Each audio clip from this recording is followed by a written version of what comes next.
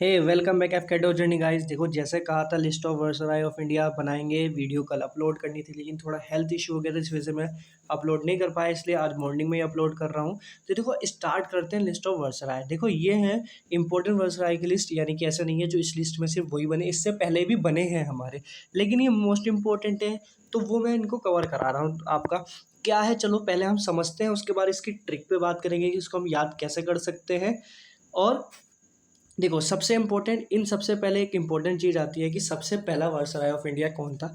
तो आप याद रखेंगे सबसे फर्स्ट वायसराय ऑफ इंडिया जो था वो आपका लॉर्ड कैनिंग था। ठीक है, टाइम पीरियड 1858 से 62 तक, यानी कि 4 साल इनका टेन्योर रहा है। ठीक है, तो सबसे फर्स्ट वायसराय ऑफ इंडिया जो थे आपके वो थे लॉर्ड कैनिंग। अब आते हैं हम स्टार्ट अपनी लिस्ट पे। यहाँ सबसे पहले हमारी लिस्ट आती है, उसमें सबसे पहला नाम क्या आता है, लॉर्ड कर्नजोन। ठीक है, कब तक रहे हैं, 1899 से 1905 तक रहे हैं। ठीक है, नेक्स्ट आता है आपके लॉर्ड मिंटोन टू, टाइम पीरियड 905 से 9010 तक, सॉरी 1910 तक। ठीक है, नेक्स्ट आते हैं आपके लॉर्ड हार्डिंग सेकंड। ठीक है, ये नहीं सेकंड, यानी कि इससे पहले भी इस नाम के लोग रह चुके हैं। अब उसकी बात करते हैं कि क्या है इनका टाइम पीरियड, क्या रहा है, इनका टेन्योर कहाँ रहा है। तो याद रखेंगे आप 1910 से लेके 1960 तक इनका रहा है। नेक्स्ट बात आती है हमारी सब, उसके बाद कौन आते हैं, तो उसके बाद आप याद रखेंगे लॉर्ड कैमिस्फोर्ड। ठीक है, लॉर्ड कैमिस्फोर्ड आते हैं, इनका टेन्योर क्या रहा है 1916 से 1921 तक।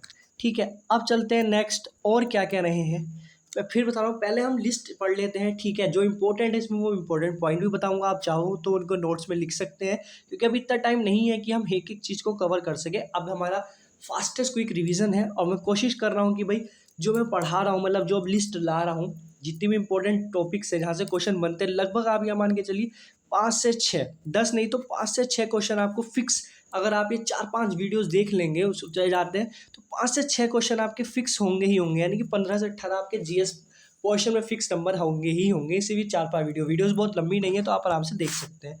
अब देखो उसके बाद नेक्स्ट आता है हमारा लॉर्ड रीडिंग।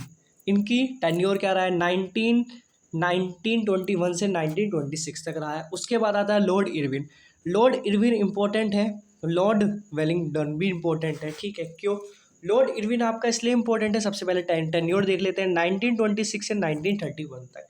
तो आप याद रखेंगे लॉर्ड इरविन इसलिए इंपॉर्टेंट है, अगर आपने मेरे गांधी आरा वाले वीडियो देखी है तो आप समझ पा रहे होंगे, वहाँ हमने इसको अच्छे से डिटेल किया है। क्योंकि लॉर्ड इरविन इसलिए इंपॉर्टेंट है क्योंकि गांधी और इरविन पैक्ट हुआ था हमारा। ठीक है, वो पैक्ट कब हुआ था, तो आप याद रखना, मतलब समझ सकते हैं कि वो 5 मार्च 1931 में हमारा पैक्ट हुआ था।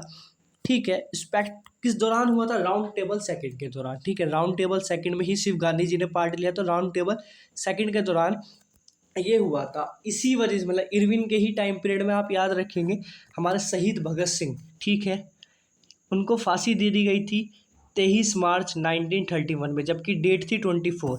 जब गांधी जी का प्रेशर पड़ा इरविन पे इस पैक्ट के दौरान, तो तब उनको फांसी जल्दी ही दे दी गई थी। ये इसलिए इंपॉर्टेंट है लॉर्ड इरविन आपका। नेक्स्ट आता है लॉर्ड वेलिंगटन। इंपॉर्टेंट क्यों है, तो याद रखिएगा जब 31 पे इरविन पे प्रेशर पड़ने लगा था तो वहाँ के जो प्रेसिडेंट थे उन्होंने चेंज करके वेलिंगटन को भेजा था और उन्होंने गांधी जी को जेल में डाल दिया था। ठीक है, और याद रखेंगे जब जेल में डाला, कौन सी जेल में डाला था, इरवी है ना, इड़वाड़ा जेल में डाला था। और उसी दौरान आपका साइन हुआ था पूना पैक्ट, जो राउंड टेबल सेकंड का रिजल्ट के बेसिस पर आया था, separation of electorate SC ST के लिए। ठीक है, अंबेडकर जी और गांधी जी के बीच पूरा पैक्ट हुआ था। तो भी पूछ लिया जाता है कि पूरा पैक्ट के दौरान आपका वायसराय कौन था, इस टाइप से भी क्वेश्चन आपके बने हुए हैं SSC वगैरह में। तो एफकैट में भी ऐसा नहीं कि नहीं आ सकते, तो CDS वगैरह फैक्ट इंपॉर्टेंट, तो याद रखेंगे लॉर्ड वेलिंगटन इंपॉर्टेंट था। या ये पूछ लिया जाता है कि गांधी इरविन पैक्ट के टाइम कौन सा वायसराय था या उसका टेन्योर क्या रहा है, तो आप याद रखेंगे लॉर्ड इरविन था और टाइम पीरियड ये था। तो इसलिए इंपॉर्टेंट हो जाते हैं ये, इनके इंपॉर्टेंट पॉइंट्स है, आप चाहे तो उनको वीडियो को पोस्ट करके लिख सकते हैं। ठीक है, अब नेक्स्ट की बात करते हैं कि इनके अलावा हमारे कौन रहे हैं। तो इनके अलावा हमारा आते हैं, स्क्रीन बड़ी कर लेते हैं थोड़ी, तो इनके अलावा गाइस हमारे आते हैं, ये कौन आते हैं, लॉर्ड लीन लिथिंगो। इनका टाइम पीरियड 1936 से 1943। अब ये इंपॉर्टेंट क्यों है, तो याद रखेंगे जो क्रिप्स मिशन था हमारा 1942 में, जो क्रिप्स मिशन आया था उस टाइम वायसराय हमारे ये थे।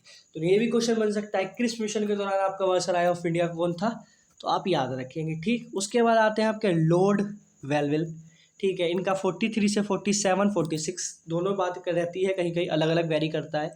अब उसके बाद लास्ट, ठीक है, माउंट बीटन आपका इंपॉर्टेंट क्यों बन जाता है? सबसे पहली बात तो लास्ट वायसराय ऑफ इंडिया था आपका माउंट बीटन, ठीक है। 1947 से 1948 कह सकते हैं, 1947 से 1947 तक ही कह सकते हैं, जब तक हमारा देश आज़ाद हुआ और जब ये लोग गए तब तक वो रहे।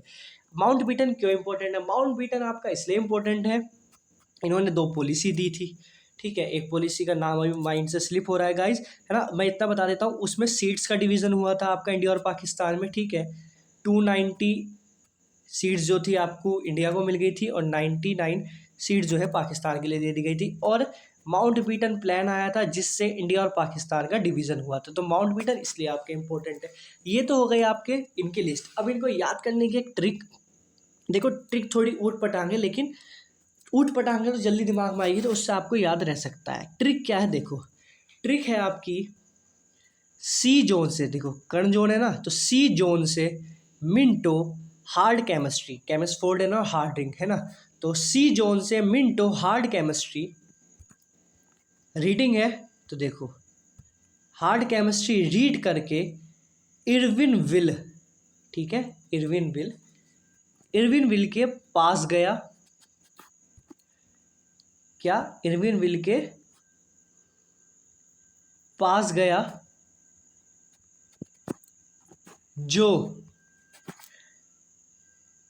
नील है ना, तो नील वेल, इसको वेल पढ़ो,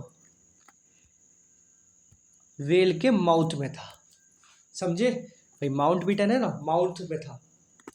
क्या थी? फिर समझो ट्रिक है आपकी सी जोन से मिंटो हार्ड केमिस्ट्री रीड करके इरविन वेल के पास गया, जो नील वेल के माउथ में था, ठीक है। ये आपकी ट्रिक है, इसको याद कर सकते हैं।